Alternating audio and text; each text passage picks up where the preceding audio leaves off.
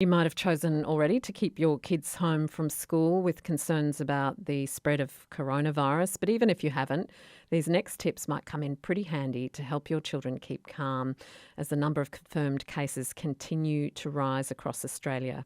Yoga teacher Helen Boniface and school teacher Michelle Cole are sisters who've joined forces in a social enterprise called Calmer Kids, and they teach a range of techniques to help de-stress, children so that they can learn better.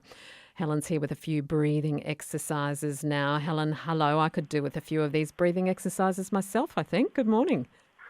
Hello, Annie. Thank you so much for having me. And I think we're all in the same boat at the moment. Absolutely. We could all do with staying calm in the chaos, couldn't we? Yeah, for sure. So tell me what happens to our children's ability to learn when they're under stress. So I'll try to keep it quite simple, but basically the brain isn't able to come on for learning when our fight or flight response is engaged. So when we're in a fight or flight response, which is that feeling of stress, our prefrontal cortex, which is our learning brain, can't actually take in new information to learn. So when you're in that situation, it's going to make it very difficult, I should imagine, for a whole bunch of jumpy kids to be in a classroom right now. Absolutely, and very difficult for those teachers as well. Yeah. When we're in that emotional response, absolutely impossible, really, to take in new things. Yeah. So why did you and your sister decide to come together in this way to teach children these tips?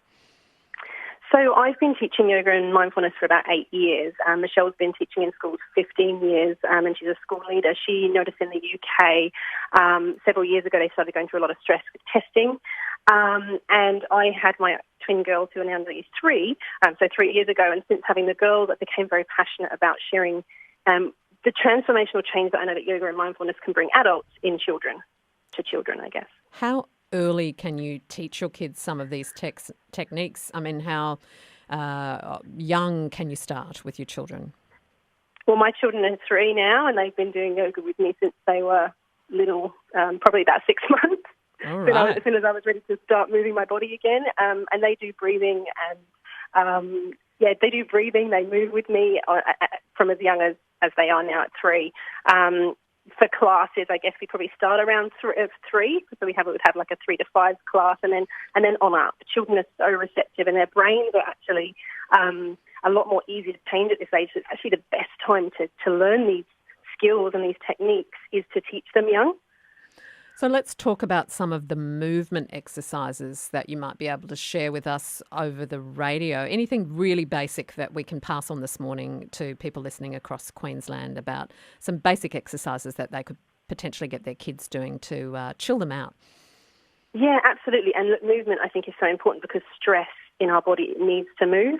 Absolutely. We could do some simple circles with the arms. So you take your arms wide as you breathe in. And as your palms touch, your palms will come down through your heart as you breathe out.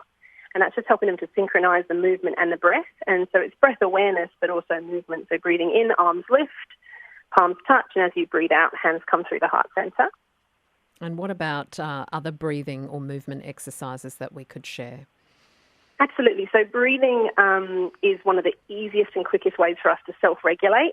And I think self-regulation during this time is so important, particularly, as you said, that some parents are already keeping their children home, and we know where this is going. Other states are already closing schools. So, I mean, in my mind, it's only a matter of time. And so to keep those parents calm as well, they can do the breathing as well. So I would say one of the best things we can do is our 2-to-1 breath or our double exhale breath.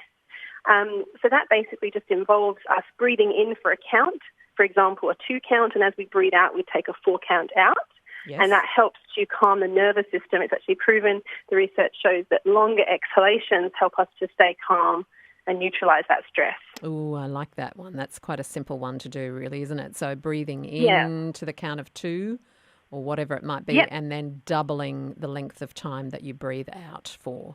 Yeah, exactly. Or it's breathing in 1, 2, 3, breathing out 1, 2, 3, 4, 5, 6, and just repeating that, even just as little as 10 rounds or so, will really help that child to centre and to ground because they're focused on just one thing at one time.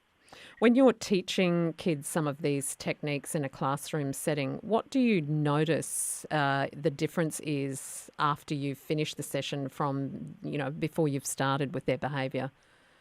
Yeah, so what I always do with children is first of all I get them to check in with how they're feeling now, because I think that awareness and emotional intelligence is very important. So we don't have to share it with the class. We usually get a check-in, how they're feeling. We do the breath or the movement or whatever practice we're doing. Then at the end of the class, again, it's that check-in of how you're feeling.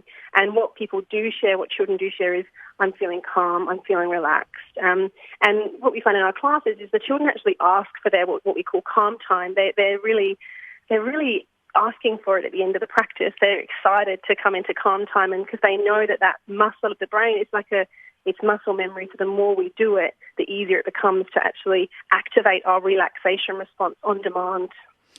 Is there a website or somewhere where you can send people who might want to look at some of these exercises online, Helen?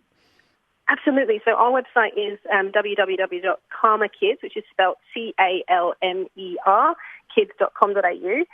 We've got a range of videos on there. They go through YouTube, so you can also search us on YouTube and Calmer Kids.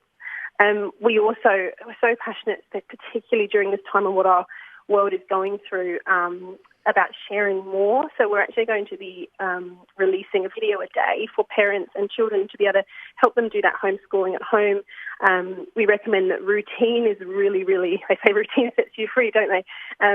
Starting your day at home before you get into learning, and even in the classroom as well, with some breathing or some movement is going to really, really help that child to stay online in their brain so they can actually take in information. And it's also really going to help mum or dad. Yeah, I think so. Do all get in and do it together and hopefully have a nice, relaxed start to the day.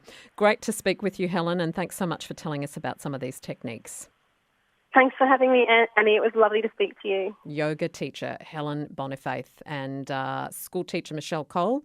They're sisters and they've joined forces in the social enterprise called Calmer Kids. So you can check that out online with daily videos going up to coach you through a little bit of relaxation and de-stressing with your kids, some breathing techniques, some physical exercises that you can do to help settle everybody a little bit. It's not always possible to just keep that calmness all day long, but if you start your day that way, it could be a really great way to just set the tone of the day.